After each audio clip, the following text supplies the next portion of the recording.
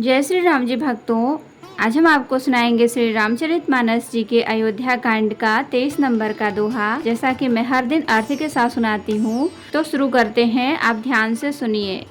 हम आरंभी हरि कथा, तुम निर्वाहन आय सुआसन लीजिए, सुनहु वीर हनुमान सियावर रामचंद्र की जय। बोलो बजरंग बली की जय, बोलो सब देवी देवों की जय। विश्व भरण पोषण कर जोई, ताकर नाम भरत यस होई। प्रमुदित पुर नर नारी सब, सजहि सुमंगल चार। एक प्रविशहि एक निर्गमहि, भीर भूप दरबार सिया राम। विश्व भरण पोषण कर जोई, ताकर नाम भरत यस होई। बाल सखा सुनिहि हर साही, मिलि 10 5 राम पहि जाहि। प्रभु आदरहि प्रेम पहिचानी, पूछहि कुशल खेम मृदु बानी। फिरहि भवन प्रिय आय सुपाई, करत परस्पर राम बड़ाई।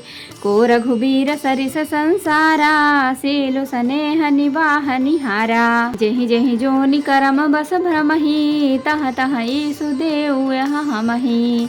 सेवक हम स्वामी सिय नाहु, हो नाथ यह और निबाहु। अस अभिलाष नगर सब काहू, कै कै सुता हृदय अति दाहू। कोन कुसंगति पाई न साई, रहै न नीच मते चतुराई। साँझ समय सानंद नृप गयो कैकेयी गेह, गवन निठुरता निकट किय, जनु धरि देह स्नेह सिया राम। विश्व भरण पोषण कर जोई, ताकर नाम भरत यस होई। कोप भवन सुनि सकुचेउ राऊ, भय बस अगहुण परई न पाऊ। सुरपति बसै बाह बल जाके, नरपति सकल रहाहि रुख ताके। सो सुनति अरिस गयो सुखाई, देखहु काम प्रताप बड़ाई। सूल पुलिस असि अगवनिहारे, तेरति नाथ सुमन सर मारे। सभय नरेश प्रिया पहि गयऊ, देखि दशा दुख दारुण भयऊ।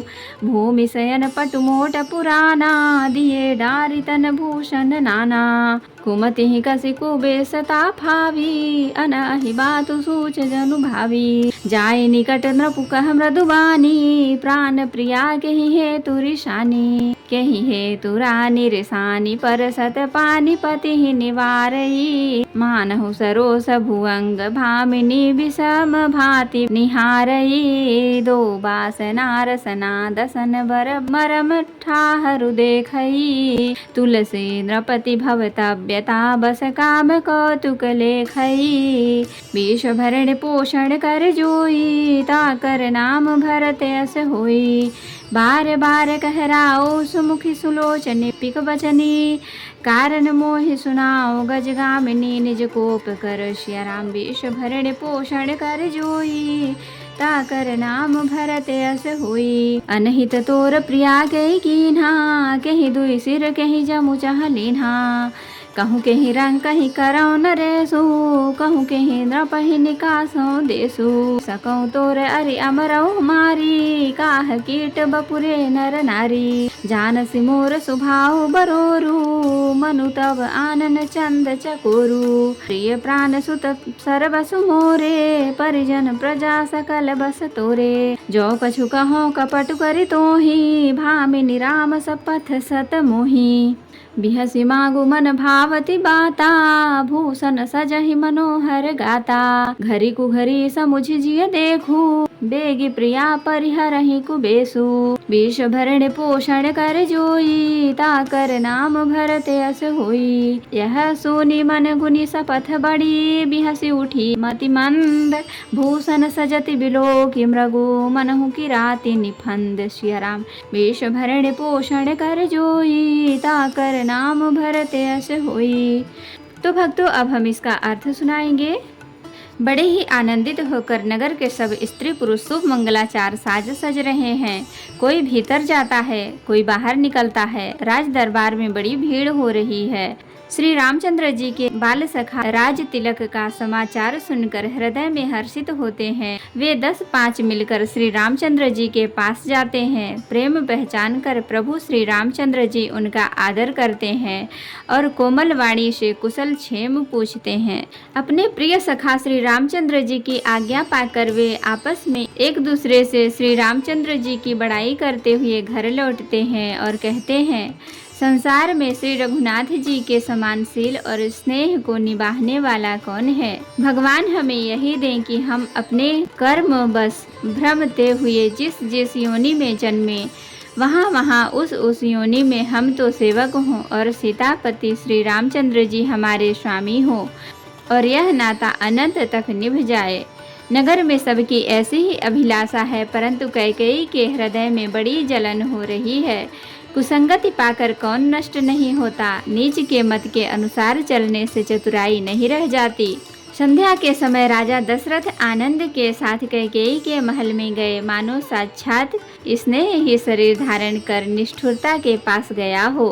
कोप भवन का नाम सुनकर राजा सहम गए। डर के मारे उनका पांव आगे को नहीं पड़ता। स्वयं देवराज इंद्र जिनके भुजाओं के बल पर राक्षसों से निर्भय होकर बसता है और संपूर्ण राजा लोग जिनका रुख देखते रहते हैं, वही राजा दशरथ स्त्री का क्रोध सुनकर सूख गए। कामदेव का प्रताप और महिमा तो देखिए, जो त्रिशूल वज्र और तलवार आदि की चोट अपने अंगों पर सहने वाले हैं, वे रतिनाथ कामदेव के पुष्पक बाणों से मारे गए।